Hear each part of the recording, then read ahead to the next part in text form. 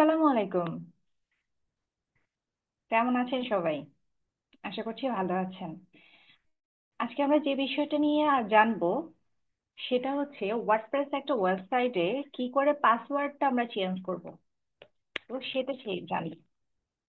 ফার্স্টে আমরা চলে যাব আমাদের যে ওয়ার্ডপ্রেস ওয়েবসাইটটা থাকবে সেই ওয়েবসাইটের নামটা দিব। দেওয়ার পর এখানে আমরা ডাব্লিউপি অ্যাডমিন প্যানেলে চলে যাব। তো আমরা ডাব্লিউপি অ্যাডমিন প্যানেলে চলে যাচ্ছি।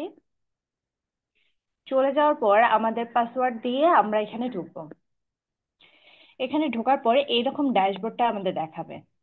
তারপরে এখান থেকে আমরা ইউজারে চলে যাব। ইউজারে আমাদের যে প্রোফাইলটা থাকবে আমরা সেই প্রোফাইলে ঢুকবো। আচ্ছা, প্রোফাইলে ঢোকার পর আমরা স্ক্রল ডাউন করে একদম নিচের দিকে নামবো। নিচের দিকে নামার পর আপনি এই জায়গায় দেখবেন আপনার ইমেলটা শো করছে, ওয়েবসাইটের নামটা শো করছে। তারপরে আপনি এখানে দেখেন নিউ সেট পাসওয়ার্ড।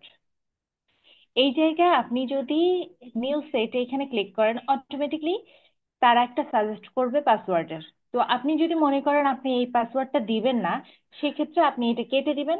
দেওয়ার পরে আপনার ইচ্ছে মতো একটা পাসওয়ার্ড আপনি দিতে পারেন। যেমন এসইও বলসেস আমি একটা ওয়েবসাইটের পাসওয়ার্ড দিয়ে দিচ্ছি।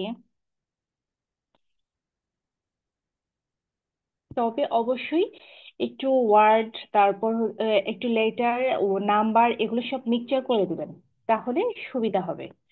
ঠিক আছে, এইভাবে দেওয়ার চেষ্টা করবেন, তাহলে একটু স্ট্রং হবে।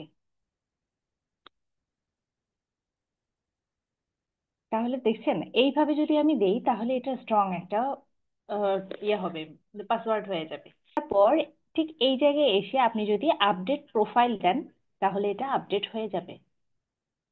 আশা করছি আমরা খুব সহজেই তাহলে পাসওয়ার্ডটি চেঞ্জ করতে পারবো। আজ এ পর্যন্তই। ভালো থাকবেন। আসসালামু আলাইকুম।